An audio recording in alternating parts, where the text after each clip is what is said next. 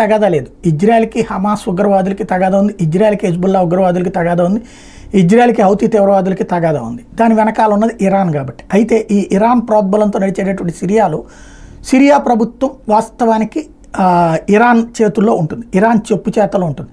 ఇప్పుడు ఆ ఇరాన్ చెప్పు చేతలో ఉండేటువంటి సిరియా అధ్యక్షుడు దేశం విడిచి పారిపోయాడు. అక్కడ తిరుగుబాటుదారులు విజయం సాధించారు. అయితే ఈ తిరుగుబాటుదారులు అప్పుడు ఏం చేయాలి? శత్రువుకు శత్రువు మిత్రుడవ్వాలి. అంటే ఇరాన్ శత్రువులైనటువంటి ఐఎస్ఐఎస్ఓ లేకపోతే తిరుగుబాటుదారుల వ్యవస్థతో ఇజ్రాయెల్కి మిత్రుడవ్వాలి. కానీ అక్కడ వాళ్ళు మత ఉన్మాదులు, వాళ్ళేమి ఇజ్రాయెల్ అంటే ప్రేమ ఉండదు, వాళ్ళు మరింతగా ఇజ్రాయెల్ మీద దాడి చేయాలనుకుంటారు. అందుకనినే వాళ్ళు అధికారంలోకి రాగానే ఇజ్రాయెల్ మీద దాడులు చేసేసి ఇజ్రాయెల్ని హస్తగతం చేసుకోవాలనేటటువంటి కుట్రలు పన్నేటటువంటి వర్గమే ఇప్పుడు సిరియా నాయకత్వం వహిస్తుంది. దాంతో వాళ్ళు తిరుగుబాటుదారుల చేతికి ప్రభుత్వం పూర్తిగా హస్తగతం అవుతున్నటువంటి లోపే పెద్ద ఎత్తున ఇజ్రాయెల్ దాడులు చేసి వాళ్ళకి సంబంధించినటువంటి యుద్ధ విమానాలు అట్లాగే వాళ్ళకి సంబంధించినటువంటి టెక్నాలజీని ధ్వంసం చేయడంతో పాటుగా ఏకంగా డమస్కస్ సిరియా రాజధాని మీద పెద్ద ఎత్తున దాడులకు పాల్పడింది.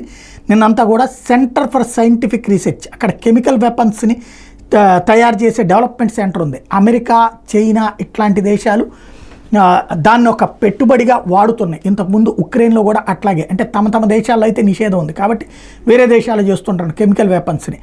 అట్లాంటి సెంటర్ని ఇప్పుడు పేల్చి పడేసింది ఇజ్రాయెల్. తాజాగా ఎక్కడెక్కడైతే కెమికల్ వెపన్స్ ఉంటాయో వాటన్నిటిని ధ్వంసం చేసి వదిలిపెట్టింది.